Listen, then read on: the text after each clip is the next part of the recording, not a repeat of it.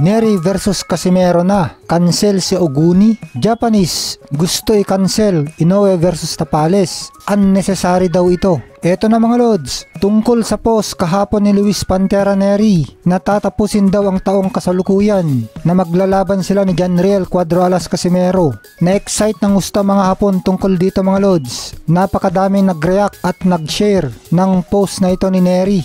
Kagaya nitong reaction ng isang Japanese commenter mga lods. Excited siya dahil si Luis Neri mismo ang nag-tweet na maglaban sila ni Casimero bago matapos ang taong kasalukuyan. Exciting daw ito para sa Super Bantamweight Division, lalo na para sa kanilang mga hapon. Syempre mga lods, yung kanilang pinakamahusay na boksingero sa ngayon na si The Monster Naoya Inoue ay nasa Super Bantamweight Division. Ang pagkakaintindi nitong Japanese commenter na ito mga lods sa post ni Luis Neri ay ika-cancel na ang laban ni Casimero at ni Japanese fighter, former Super Bantamweight Champion Yoshinori Oguni, at ipapalit na si Luis Neri para kalabanin ni Casimero. Kasi dinagdag at sinabi nitong Japanese commenter na pwedeng din daw na i-cancel ni Inoue ang mga unnecessary match niya para diretso nang kalabanin ang mananalo kina Casimero at Neri. Maganda nga naman ito mga lods para focus si Inoue kina Casimero at Neri. Nasabi na nga ni Inoue mga lods na sina Casimero at Luis Neri ang pinakamalulupit sa Super Bantamweight Division. Wala nga daw siyang pakialam sa belt.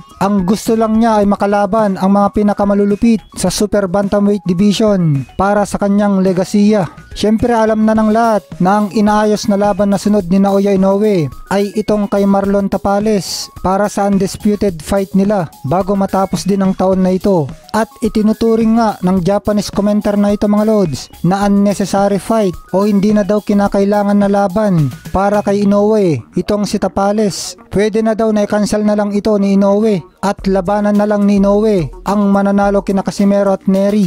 Dahil napakalaking laban nito mga lods, napakalaking pera ito dahil sikat din sina Casimero at Neri sa Japan. Ang gusto pa nga ng mga hapon mga lods na ang laban ni na Casimero at Luis Neri ay sa Japan dapat ganapin. Willing daw silang magbayad ng malaki para dito mga lods. E di lalo pa kung ang mga kalaban ni Inoue ay alinman kina Casimero at Neri. Talagang blockbuster ito sa Japan. Dito makikita mga lods na talagang hindi sila excited kay Tapales. Kaya nga binabarat ng kampo ni Inoue si Tapales. Hindi nga sila nagkasundo sa una nilang negosasyon. Maski dalawa pang belt na hawak nitong ating isa pang kababayan na si Marlon Tapales nga ay hindi mga excited ang Hapon sa labanan ni na Inoue at Tapales. At mas excited pa daw ang mga Hapon dito sa laban ni na Casimero at Neri. Villain versus villain daw ito para sa kanila.